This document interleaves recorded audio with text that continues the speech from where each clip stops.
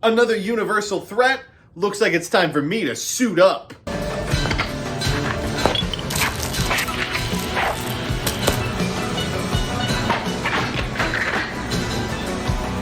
Yeah, I'm ready.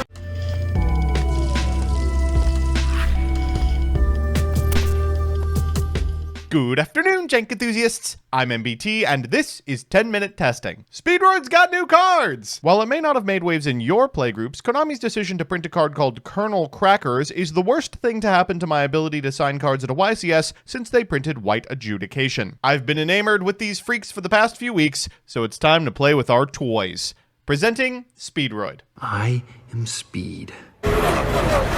So here's the list. As always, I'll give you a background about the archetype, a little bit of a discussion about what I hope the deck can do, and of course, the card by card. But first, this video is sponsored by Yu-Gi-Oh! Pro Deck. Yu-Gi-Oh! Pro Deck is a one-stop shop for all things Yu-Gi-Oh! They're responsible for the pack opener that makes series like Progression possible. They've got strategy articles for those looking to flesh out their fundamentals. They're the most complete repository of deck lists and results from regionals and YCSs online. And they've also got cube and draft infrastructure that's finally seeing use now that Yu-Gi-Oh! Players have come to the light of Limited. There's a good chance that any Yu-Gi-Oh! Content you see on YouTube has Yu-Gi-Oh! Pro Deck's many tendrils somewhere within its DNA. So why not go to the source and improve your game, draft with friends, or just see what 11-year-olds are playing in their Blue Eyes decks this month? Head on over to YGOPRODECK.com. Now back to the video. So with that, let's settle in with Speedroid. Speedroid is an archetype of powerful children's toys, unfortunately damned forever to be important in every single deck except their own.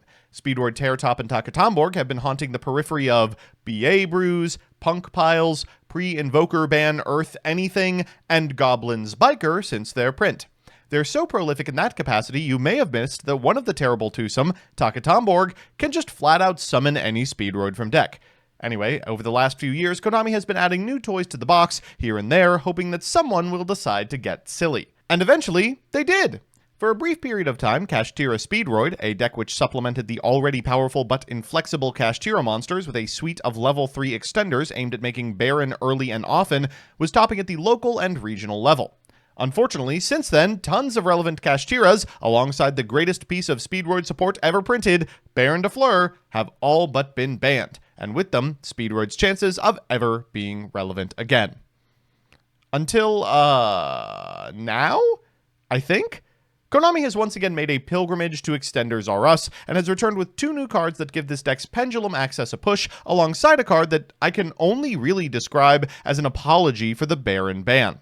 Crystal Clearwing over Synchro Dragon is legitimately just Temu Baron, and I gotta be honest, I kinda prefer the generic brand. With these new toys, it might finally be playtime. So with that, let's get into the card by card. First up, the new guys. 3 copies of Speedroid Kernel Clackers. You can banish a Speedroid card from your graveyard to put a Speedroid Pendulum monster from your deck in the Pendulum Zone, and you can't special summon for the rest of the turn except for Wind monsters. The card you're going to be placing in your other Pendulum Zone is this one, Speedroid Wing Synchron. Once per turn, you can destroy this card and a level 2 Wind Pendulum monster card in your Pendulum Zone, and special summon a Clearwing Synchro Dragon from your extra deck. Treat it as a Synchro summon, and for the rest of the turn, you're Wind locked. When this card is destroyed, you can special summon a Speedroid Kernel Clackers as a tuner from your hand, deck, or graveyard. And finally, during damage calc, if a Clearwing monster battles, you can banish this from your face up extra to give it 700 more attack.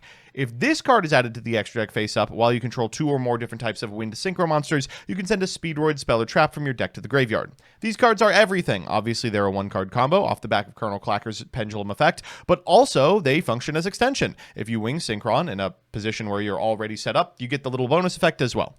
We're playing one more Pendulum here, the Marble Machine, which on normal adds a Speedroid monster from your deck to your hand, and then a bunch of nonsense. 3 Terratop, 3 Takatomborg, our extenders of choice are going to be 2-card turbo, and we've got 2 Ultra Hound in here for something resembling recoverability. We're playing 1 copy of Double Yo-Yo so the rubber band works right, 1 copy of Red-Eyed Dice, and 1 copy of Den Daiko Duke. In terms of spells, we're on 3 copies of Speedroid Wheel, which allows you to discard a card, roll a 6-sided die, then special summon 1 or 2 Speedroids whose levels equal the result, but their effects are negated. I don't know how to tell you that it actually doesn't matter what you roll. Finally, we have 1 Speedroid Scratch, which allows you to send a Speedroid from your hand to the graveyard to add a Speedroid from your deck to your hand. This is not all minus. You do want a card in the graveyard so that the Kernel Clackers is always online, but it does feel bad.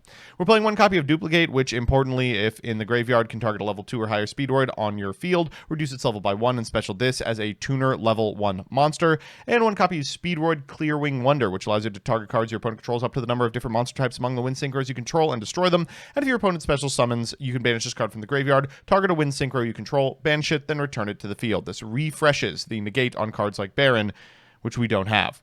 Also on some cards we do have.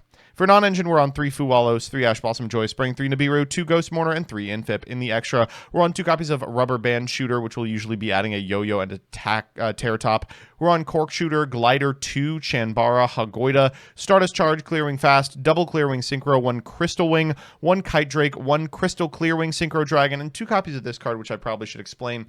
Crystal Clearwing over Synchro Dragon can be made with 2 tuners or 1 tuner Synchro Monster and a Clearwing Synchro Dragon exactly. Has to be Synchro Summoned, and then once per turn when another card or its effect is activated, you can negate the activation, destroy the card, and if it was a monster, this card gains attack equal to that monster's original attack until the end of the turn.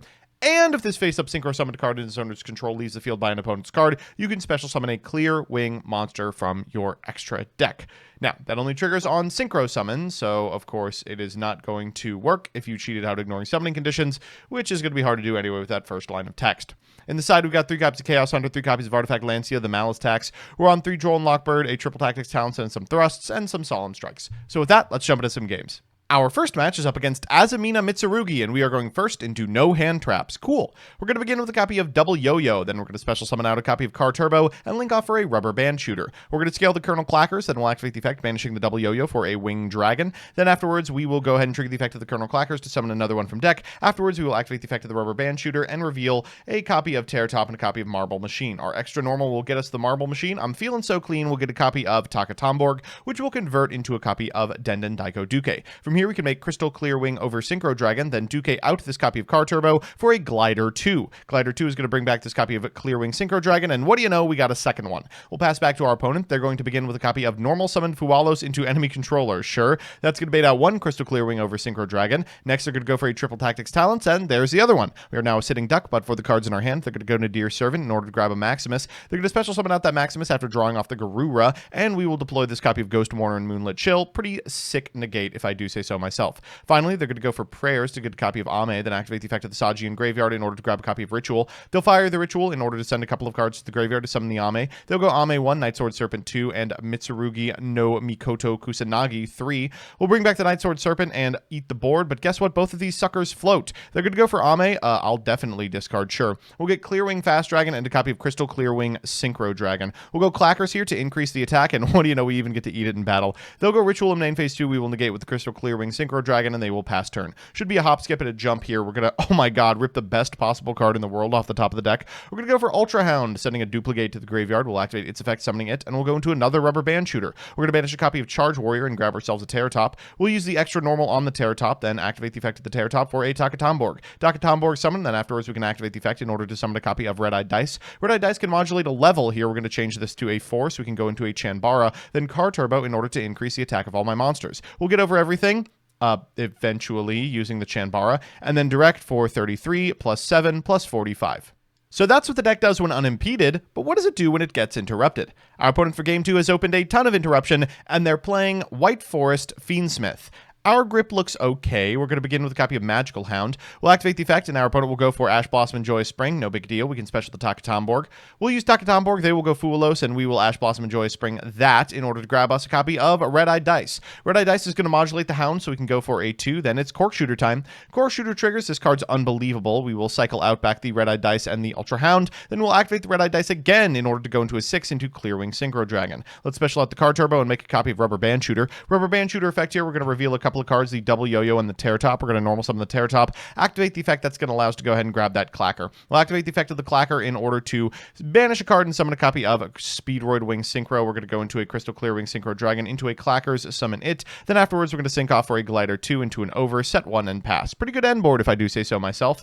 From here, my opponent's going to begin with a copy of Engraver. Afterwards, we're going to go for Tracked effect, and I'm just fine to let them do all of this. Remember, we only have a couple of negates, and they're super targeted, so I'm going to hold them as long as I can. Here, they're going to go for Lacrima to send a copy of Engraver to summon itself back, and they can force out one of the points of interaction with the effect of this Requiem. but it's actually not that big of a deal because, of course, the Clearwing Synchro Dragon can prevent that from resolving. Good stuff. That destroys the monster. They will go Tactics. We will probably have to negate that, yeah. And then afterwards, they can go ahead and normal summon a copy of LZ. They'll go Sequence Effect. We will Infinite Impermanence, and that should be all she wrote. From this position, they are going to pass turn, and we should be able to wrap this up. We draw a Clacker off the top. Pretty good. I don't know what the deal is with this card glued to my hand, but Band Shooter will prompt a concession. So it's time for game 3, and you know what that means, a best of 3 versus meta. Our opponent's playing Melodious Ryziel. Ooh la la. We've opened pretty well. We're going to begin with a copy of Terror Top. That's going to grab us from deck to hand a copy of Colonel Clackers because we already have the Takatomborg. We'll go Marble Machine here. That's going to grab us a double Yo-Yo. We'll go into a copy of Rubber Band Shooter. And oh, that's a great Imperm, but thankfully we've planned for it. We're going to go for the Colonel Clackers here. We'll activate the effect in order to grab the Clearwing Synchron. Then afterwards, we're going to go ahead and activate the Wing Synchron effect to go into Clearwing Dragon. We're going to bring out another Clackers, and from this position, we can special summon the Takatomborg into a Red-Eyed Dice, whose effect we will not yet be activating. We still have to go Rubber Band Shooter into double Yo-Yo into bring back the Red-Eyed Dice. Now let's modulate. The Red-Eyed Dice is going to modulate the effect of the double Yo-Yo, and then we will make a copy of Cork Shooter. Cork Shooter, of course, is just Soul Charge. We'll bring back double Yo-Yo and Red-Eyed Dice, which is enough for not only Crystal Clearwing over Synchro Dragon, but Glider 2, bringing back the Clearwing in order to make a second one. This is the same hand from the first game. Our opponent draws the best card in their deck, Extra Ryziel, setting Mirror Logic Aggregator off the top. No big deal. Let's play around Tactics a little. They're going to go for the effect of the Book of Moon, targeting the other one, and okay, we are now a sitting duck. Sword Ryziel here. We'll go for the effect of the Glider 2, and then afterwards they're going to go for an Ice Ryziel effect, just getting everything they can onto the field. From this position, they will Droplet in order to get material for the Node Ryziel. They'll summon back the sword into Duo Drive. Duo Drive is going to get hit by a fatty Ghost Mourner and Moonlit Chill, and thankfully from this position, they're just going Twins. Twins is going to clean up the board a little bit, but unfortunately for them, it also procs the effect of our Crystal Clearwing over Dragon, so let's go into Wing Synchro. We'll draw for turn. That's a pretty fantastic one. We're going to flip up this copy of Crystal Clearwing over Synchro Dragon, then normal summon the Marble Machine. We're feeling clean with the Takatomborg. We'll go for the Takatomborg effect in order to summon a Denden Daiko Duke from deck, which allows us to go into Chanbara. We'll go to the battle phase and get hit with a Forbidden Droplet for all the marbles. That is going to prevent us from killing this turn, but it's also going to put our opponent in pretty much an unwinnable position. We'll go Denden here to summon back the Cork Shooter into a Clearwing Synchro Dragon, and then we can bring back the Terror Top as well. Pass back to our opponent. They draw for turn. It's a good rip, but all it's going to be used for is a Typhon. Typhon here can go ahead and spin the Over Dragon. They'll pass turn. We'll draw for turn, and anything should do it here. Let's normal summon the Terror Top, activate the Terror Top effect in order to grab a Takatomborg, special the Takatomborg, special the card Turbo, and proceed to the battle phase. We will do 3 over the 29 into 8 into 12 into 6 into 3K. Whew. All right, one down. So it's time for game 2, and oh, kind of a stinky hand from both players. We're going to begin with a copy of Fualos into Ash Blossom. Woof. God, I would kill for a piece of negation on this refrain. They'll go for the refrain in order to grab a couplet. They're going to scale that couplet, then activate the couplet effect in order to grab a copy of Concerto to hand. They're going to fire off that copy of Concerto, and it's Baka time. Baka, baka, baka. Here it is, activating its effect and the effect of the couplet and the effect of the refrain. We're going to scale both those bad boys and summon a copy of refrain from deck, then use the refrain on field in order to send from deck to graveyard the third refrain. They'll go Haggard into Baka, trigger the effect of the Concerto in order to draw a card. And Ash, you gotta be kidding me. Into Haggard, target the refrain to draw another card before PSing 1 and overlaying for a Duo Drive. We do have negation for that, but look at this. Set 3 pass. Oh my god. Okay. Maybe. Let's begin with a copy of Magical Hound that will get impermed. Alright. Let's go ahead and, oh my, wow. Oh, they are not even letting me get to Takatomborg. Okay, let's just pass here. Our opponent's going to begin with a copy of Duo Drive. It does resolve this time, and this is all she wrote. Cross here into Ice. Ice effect, summon a copy of Sword. Sword effect in order to, I guess, eat a Ghost Mourner and Moonlit Chill. There's just not too much we can do from here, and when I see the thrust come down, I know it's over. They're going to look at our hand, realize it's bad, and we'll scoop. So it's time for that all-important Game 3, and oh no, look at that grip. Ash Perulia Ogre. All right, maybe. They're going to begin with a copy of Perulia in standby. No big deal. Let's go ahead and normal summon this copy of Takatomborg. They will draw 1, and it's a second Perulia. No big deal. They will Ash Blossom our Takatomborg, but joke's on you. I wanted it engraved for Clackers. We'll clack into a Wing Synchron, into a Ghost Ogre. Okay, let's set 1 and pass. Our opponent's going to draw for turn. They're going to normal summon a copy of Sword Ryziel. This is one of those hands where I'm like, no, I need you to not be able to play at all because I have to draw my way out of this. Thankfully, they don't have anything here. They will get in for 15 and pass. And this is just such a frustrating position to be in. A Card Turbo is a fine card, but we really have a rough time top decking relative to Ryziel. This deck has such a problem with the ability to get back into the game because so many of its game starters require you to have 2 cards. In a position where the board states simplified, things look bleak. weak. We do at least have the duplicate for this copy of Duo Drive, which means they are going to be set back one more turn. We draw for turn, and it's... we can make that work. Any name does something here. Colonel Clackers allows us to use the duplicate in Graveyard to go into a Rubber Band Shooter. We'll Rubber Band Shooter, and though we do get the Terratop, I'm not too beat up about it because it's something. We'll go Terratop into a copy of Takatomborg. We'll special out the Takatomborg and then use its effect to go into a Red-Eyed Dice. From here, we can use the effect of the Red-Eyed Dice to modulate. We'll go into, guess what? A Cork Shooter, and Cork Shooter, of course, will Soul Charge. Let's bring back the Terratop and the Red-Eyed Dice, and the Red-Eyed Dice triggers into a copy of Goita into Clearwing Synchro Dragon. Okay, we've got one negate. Hopefully it's enough. Holy, these turn-ending hand traps are such a problem for this deck. Even though we're in a winning position, it feels like we're only there because our opponent has bricked so conceivably. They're going to go for a Meowls into Typhon. We will go ahead and pop it with our Steeds ripoff. We'll go Rubber Band Shooter, and finally we have locked this up. Normal summon the Den Daiko Duke into Hagoita, summon back to our side of the field into Kite Drake into 3/3/1. Get me out of here. So we're back with the deck, and well, that was a little frustrating, to say the least.